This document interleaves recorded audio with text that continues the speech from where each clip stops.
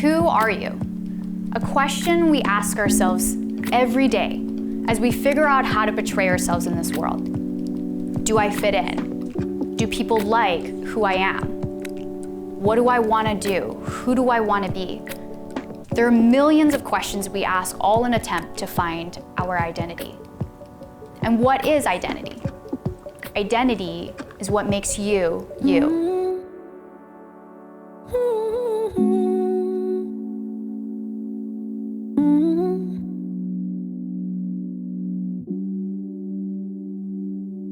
But it seems like much of what makes us, us, is actually out of our control. For example, the family we grew up in, our economic status, what we look like, our height, our weight to some degree. And the reality is that none of us are completely satisfied with our identity because we look at areas in our lives that we feel are lacking in some way or another. So what do? We often try to attach our identity to the things outside of ourselves, a certain type of friend, a genre of music, sports, fashion, academics. But the funny thing is that a lot of our struggle with identity has nothing to do with who we truly are. And here's what I mean. We're constantly figuring out how to portray ourselves to other people in eagerness of being accepted. But when we base that identity on what other people will accept, we can actually end up compromising who we are, which is kind of ironic, isn't it? I'm not sure if you've ever seen a Sour Patch Candy commercial, but in every commercial, we see the Sour Patch Kid doing these hurtful, terrorizing things to people, quickly followed by trying to find a way to make it up to them and apologize. This sweet, sour personality. Now, as a kid, I would have described myself as a Sour Patch Kid.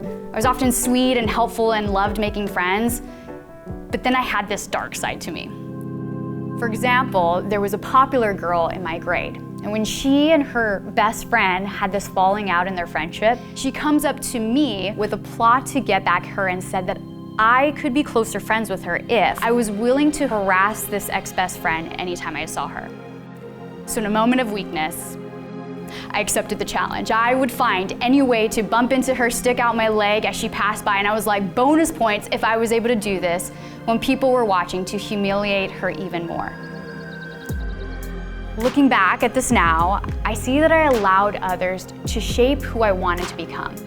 And because of this, I hurt someone badly in the process. All of this just to portray myself as something who I'm not. And the thing is this wasn't the last time I've done this. I realize I've put my self-worth and identity into the hands of others many times since then. And it never makes me feel better about myself. In fact, I realized that my biggest letdowns and failures in life came when I let others shape my identity, who I wanted to be, what I wanted to be made known for. But these failures have also made me realize that what makes me me is not found in the opinions of ordinary people like me, but is found in the person who actually did make me. See, when I turn to God's message to us in the Bible, my identity starts to come into focus. I see that I was not a mistake or an indifferent afterthought, but that I was made by God with a purpose. I see that God holds me in high regard, calling me his masterpiece and the apple of his eye. In Genesis 1, we see that we were created by God and that he looked upon mankind and calls it good, meaning that there was nothing he needed to change, improve, and maneuver to make his creation better. There was no war, no death, no striving for success or competing with one another.